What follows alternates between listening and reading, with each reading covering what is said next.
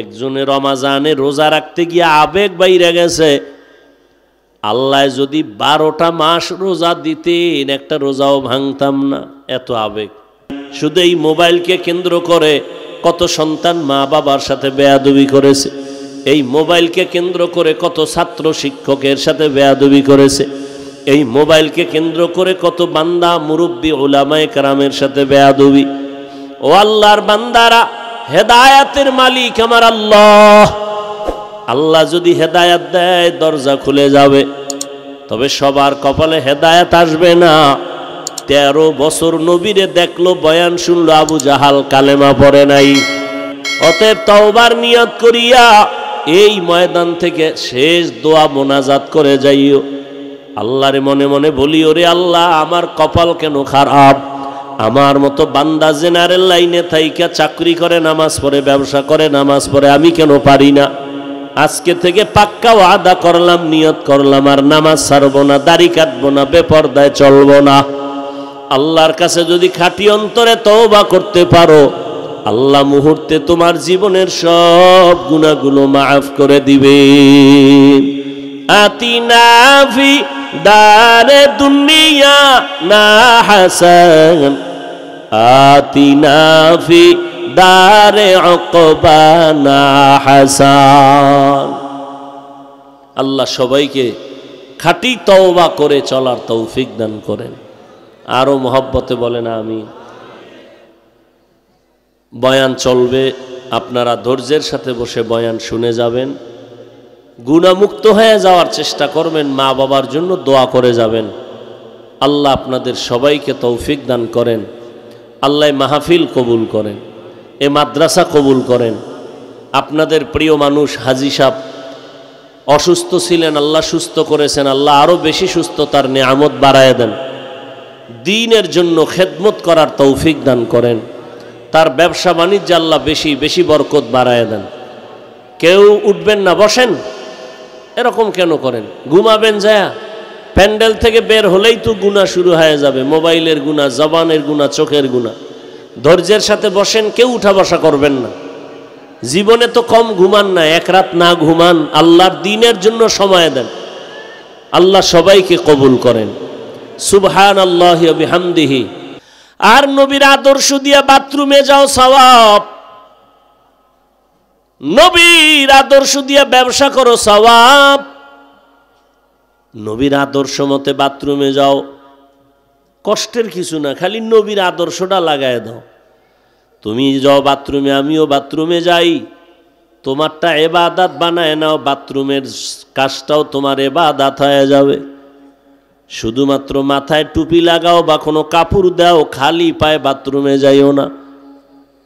কারণ বাথরুম হলো জিন শয়তানের আড্ডাখানা। ওখানে খালি পায়ে খালি মাথায় গেলে দুর্ঘটনা হয়, পড়ে গিয়ে অনেকের পা ভাঙ্গে, বুকের হাড় ভেঙ্গে যায়। যদি কেউ নবীর সুন্নত অনুযায়ী বাথরুমে যায়, কোনোদিন প্যাচে পড়বে না, ঝামেলা হবে না। বাম পা দিয়ে বাথরুমে ঢুকো,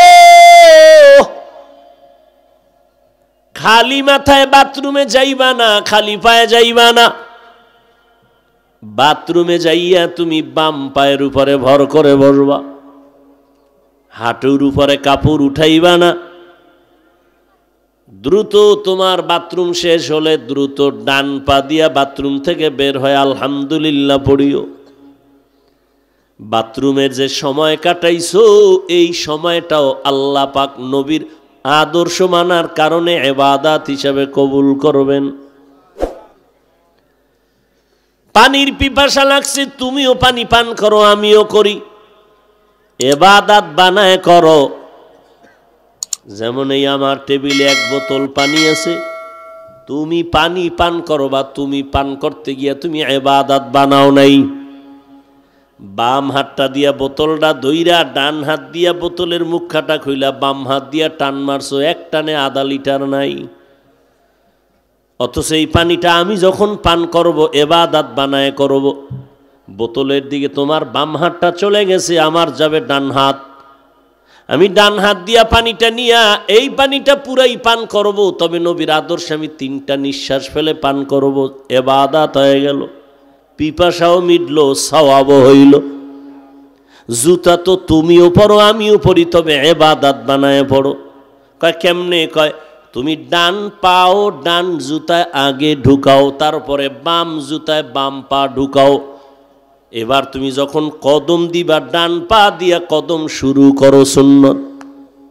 ইবাদত হয়ে গেল। ও বান্দা, তুমি খানা খাও, ইবাদত বানায় খাও। দস্তারখানা বিছাইয়া খানা খাইতে বসো, দোনো হাতের কবজা ধুইয়া খাও। খানার শুরুতে তুমি আল্লাহর মোহাব্বত নিয়ে বিসমিল্লাহ বলে শুরু করো। খানা পড়ে গেছে, উঠাইয়া খাও। তবে খানার কথা যেহেতু বলিয়াই ফেললাম, আমাদের কঠিন থেকে কঠিন খানার মধ্যে একটা মারাত্মক অন্যায় হয় খানায়। সবার হুজুরেরা অন্যায় করে, আল্লাহ মাফ করেন। খানার মধ্যে কি? খানা খাইতে গিয়া জুটাগুলো পানির মধ্যে ফেলানো চরম এক অন্যায়। খানার জুটাগুলো তুমি শুকনা পাত্রে রাখো, এরপরে তুমি ভিন্ন কোনো জায়গায় ফেলো। এটা জিনের খানা, বিড়ালের খানা, কুকুরের খানা। তুমি কুকুরের হক নষ্ট করিও না, বিড়ালের হক নষ্ট করিও না। পানির মধ্যে কোনোদিন কোনো জুটা ফেলবা না। নবীর তরিকা বানায় খানা খাও। দোনো হাতের কবজা ধুইয়া খাইতে বসো। হুজুরদের কথা কানে ঢুকে না, করোনায় আল্লাহ কানে দইরা ঢুকায় দিছে। সুবহানাকাল্লাহুম্মা বিহামদিকা আশহাদু আল্লা ইলাহা ইল্লা আনতা আস্তাগফিরুকা ওয়া আতুবু ইলাইক। কাহে আইব না?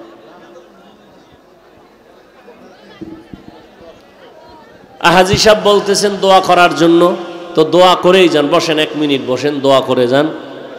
আল্লাহ পাক রব্বুল আলামিন আজকের ওয়াজের বরকতে পুরা এলাকায় শান্তি দান করেন। আলহামদুলিল্লাহি রব্বিল আলামিন ওয়াসসালাতু ওয়াসসালামু আলা সাইয়্যিদিল আমবিয়াই ওয়াল মুরসালিন ওয়া আলা আলিহি ওয়া আসহাবিহি আজমাইন। ইয়া আরহামার রাহিমিন, ইয়া আরহামার রাহিমিন, ইয়া আরহামার রাহিমিন। রব্বিরহামহুমা কামা রব্বায়ানি সগীরা। আল্লাহুম্মা ইন্নাকা আফুউন কারীম তুহিব্বুল আফওয়া ফা'ফু আন্না। আল্লাহুম্মা ইন্না নাসআলুকা রিযাকা ওয়াল জান্নাহ ওয়া নাউযু বিকা মিন সাখাতিকা ওয়ান নার। ইয়া আল্লাহ, মাহফিল কবুল করে নেন, আয়োজনকারী সহযোগিতাকারীদের কবুল করে নেন।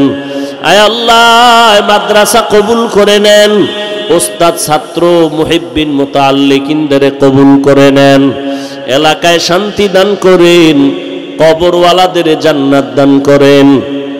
আয় আল্লাহ, হাজী সাহেবকে দীর্ঘ নেক হায়াত দান করেন, মরণ পর্যন্ত দ্বীনের খেদমত করার তৌফিক দান করেন। ব্যবসায় হালাল ভাবে বরকত বাড়ায় দেন। আয় আল্লাহ, মুসিবত থেকে হেফাজত করেন। আয় আল্লাহ, মা বাবা মুরব্বী যারা দুনিয়ায় নাই জান্নাত দান করেন, যারা বেঁচে আছেন দীর্ঘ নেক হায়াত দান করেন। মা বোনদের আবেদা পর্দাওয়ালা বানায় দেন, সন্তানগুলো নেককার বানায় দেন। আয় আল্লাহ, প্রত্যেকটা ছাত্রকে দ্বীনের খাদেম হিসাবে কবুল করেন। যারা পাগড়ি নিয়েছে তাদেরকে আপনার ওলি হিসাবে কবুল করে নেন। আয় আল্লাহ, আহলে হকের মার্কাজ, এই মার্কাজকে বানায় দেন, হেদায়াতের মার্কাজ বানায় দেন। এলাকায় সবাইকে শান্তির জিন্দেগি দান করেন, সন্তানগুলো নেককার বানায় দেন। মোবাইলের গুনাহের থেকে আমাদের হেফাজত করেন। হাসবুনাল্লাহু ওয়া নি'মাল ওয়াকিল, নি'মাল মাওলা ওয়া নি'মান নাসির। নবীজির রওজা বাইতুল্লাহ জিয়ারতের জন্য কবুল করে নেন। আউলিয়ায়ে কেরাম, সাহাবায়ে কেরাম, শুহাদায়ে কেরাম, আসাতিজায়ে কেরাম, আম্বিয়ায়ে কেরামদের মাকাম জান্নাতে উঁচু বানায় দেন। নবীজির মুহাব্বতে আমাদের মোনাজাত কবুল করে নেন।